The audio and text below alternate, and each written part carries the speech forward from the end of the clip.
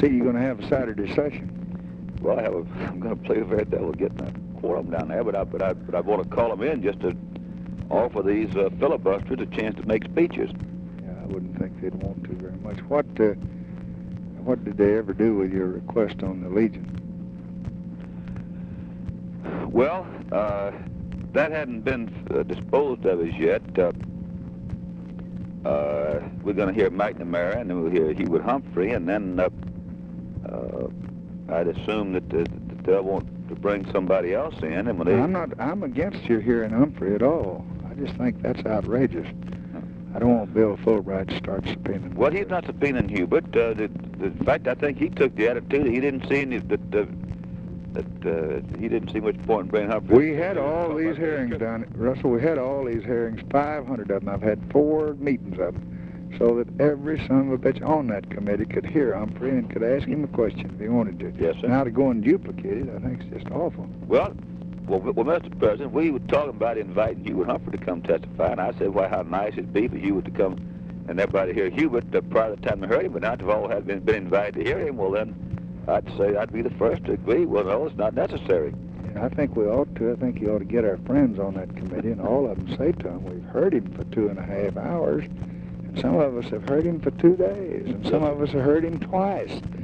And another thing, I think it puts Fulbright in a position of harassing us and subpoenaing more or less the impression of getting him in there. And then I think it kind of gives the Bobby forces a little chance to criticize him. Well, frankly, Mr. President, your own friends on the committee were kind of confused the last meeting as to just which way to go. Yeah, I and know I was myself. Now, there's a practical matter. I voted. One of my principal reasons for voting to bring Secretary McNamara before the committee was that Morris said he'd refuse to hear him if the Secretary came in an executive session. And I thought that if you're going to hear any more witnesses, you couldn't find a better man than Secretary McNamara to bring in there. Yeah, but I'll tell you what they're doing with it. They're going to make us wait 2 or 3 weeks, and we're just starving. We haven't got a dime. We're trying to support that government. Well, we aren't going to hold that bill up, Mr. President. The bill's going to come on through all right. Yeah. We can vote the bill out. Well, he says today that he's going to wait till Humphrey and McNamara come, and McNamara can't get there till next Thursday. They just wrecking this government. They're making him stay. That McNamara's testified 21 days. I got just day and night. Well, I'll go change my vote. We'll vote not to hear McNamara. I think we can vote not to hear him. They're going to wait to hear him next Thursday. And you see, he's before Armed Services, I guess today. I don't know where he is Monday, and where he is Tuesday. First day is Thursday that he's not testifying before Rivers or Russell or some of them. And he has nothing whatever to say on the economic aspects of this thing, except that Fulbright apparently wanted him to come. And he said he wanted to hear 2 witnesses, so we furnished him Secretary of State, and Maxwell Taylor, and Dave Bell. And Dave testified 2 days for him. Well, I think we could reverse that about Secretary McNamara coming. I just think that being the case, we can turn that back around. Just tell him you don't want to delay the bill, and here's the thing. If you call the committee together, I move to report the bill. I think I can get the votes. Well, you better check them and see if Dirksen will go with you. Tell Dirksen that here's your practical problem as leader. We've got to have some leadership up there and got to get these fellows going. And what we do is we send up a supplemental. I've forgotten, but I think it's January the 12th. We didn't come in here for a week later than we ought to have, later than we did last year. The year before went January the 4th. This year we came in the 10th. And we told them last fall that we were going to be borrowing from Peter to pay Paul. Under this economic stuff, you can borrow from a fund, one fund, not over 10% or something. And they've been stretching all those funds. So he said he could get through the month of January without any trouble. So we got testified, and they couldn't get through January. So now we got through February, and now the House has passed it, only 27 votes against it. And a good deal of the money is in there to support this government out there. And I wish you would see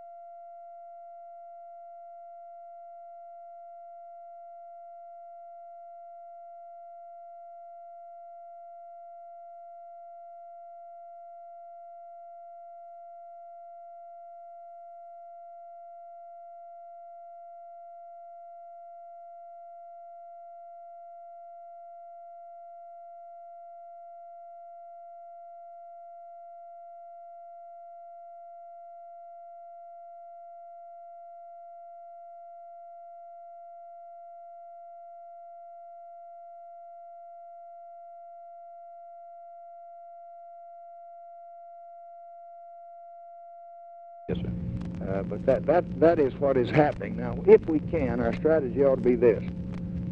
We ought to try to say that that Humphrey has spoken to 4 groups in 2 days. He hadn't even stopped for a moment.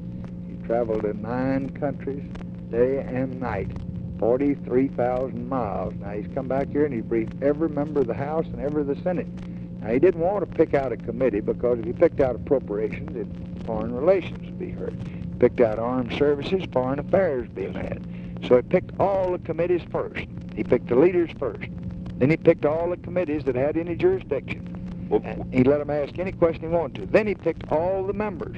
And we're just finishing up tonight. Well, Mr. President, I can save you time on this. I'll see to it that Humphrey's not called and that McNamara's not called. I think I can handle that for you. Now, without any difficulty at all, frankly, if I'd known that that's what we ought to do at the beginning, they wouldn't have been called. Now, I do think somebody one of your smart boys down there ought to draw me up a memo explaining the urgency of this matter, both these 2 big bills, the one on the floor, the one in the committee, because Bill Fulbright said that you read the House report, the House boys say that they don't buy this plea of urgency, and he says that he don't really see any urgency about it. And I do need me a good, strong memo from, you've got several boys capable of writing it down there, or somebody in the State Department, pointing out why this is urgent, and so I can say this is very urgent, and it must be done, because incidentally, somebody just told me on the committee this morning, say, well, they're down at the White House, and after all that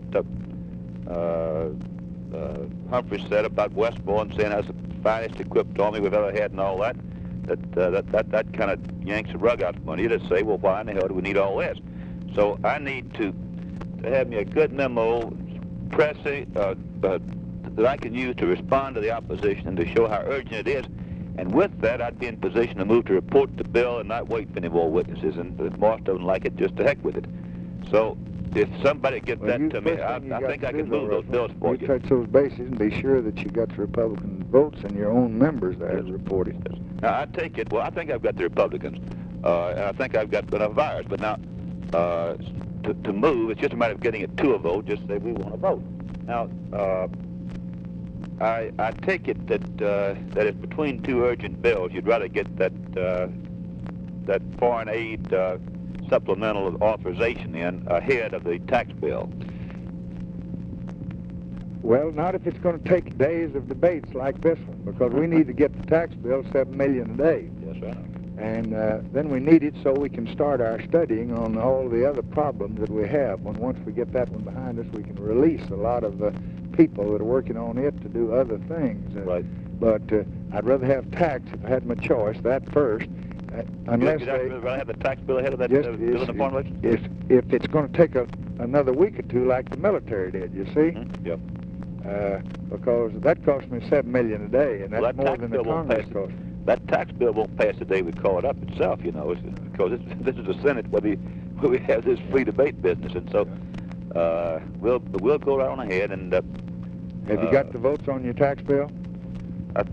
Mr. President, I think so, but my information is mainly what you've got up there.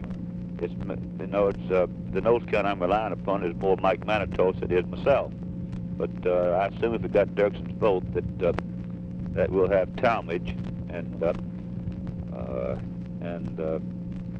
we got Clint Anderson. So myself, Smathers, Anderson, and Talmadge, I'd assume that we ought to be able to count on four solid votes on our side, and I guess we'd probably get Ribicoff, and so 4 or 5 on our side, plus what they could give us on the other side, we ought to be all right. Now, how did Fowler get along? Did you wind it up this morning? No, sir. Well, we've got to come back Monday, but we've disposed of the other witness by now, so we've only got Fowler to answer the questions of guys who were not in town today and thought they couldn't be there. And John Williams wants to ask you about 45 minutes of questions, but Williams promises me that he's not going to lay us reporting that bill past Wednesday, and he thinks that we might be able to report it Tuesday. So we can get our bill out there, I'd assume, by we can report it at Wednesday at the latest, I think, and maybe Tuesday.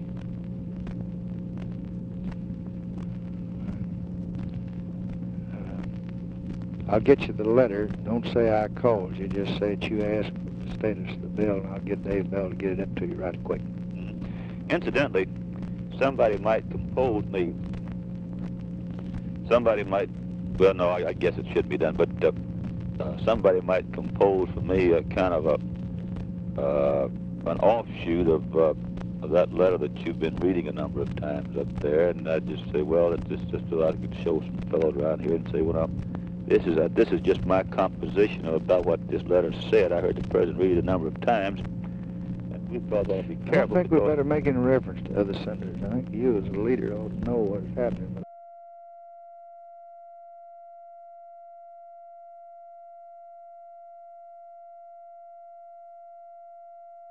But would you please, sir, have somebody get me up a statement of the urgency of these two bills, because I'm in several places during the day, and I just can't cover all bases. That's just one fellow trying to... But I don't know why it is. It makes some of these guys want to act so blamed independent when their country's fate is at stake, but that's what we're up against. And I think we can get you everything you're looking for, but...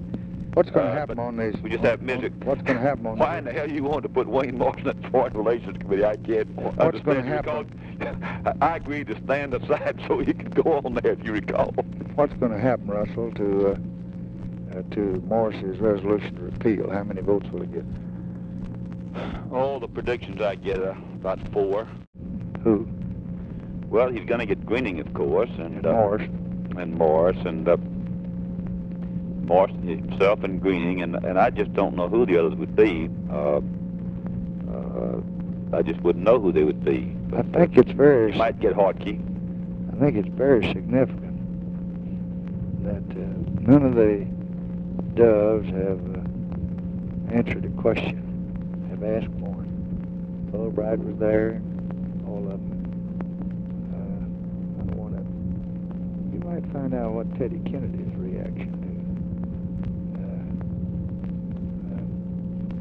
meeting this morning. I saw him there a little early. You might just get a little intelligence. Yes, sir, I'll do that. And Hartke hadn't come. We've had he just didn't show. And none of the doves. Greening didn't ask a question. Clark didn't ask a question. Interesting, isn't it? Yes, sir, it is. And we had 2 hours and a half this morning. I think you ought to be aware that never in the history of the Republic has any president or any vice president called every member of Congress to come and ask any question he wanted to, and have stayed to hear them all out. Yes, that's right. Okay. Thank you.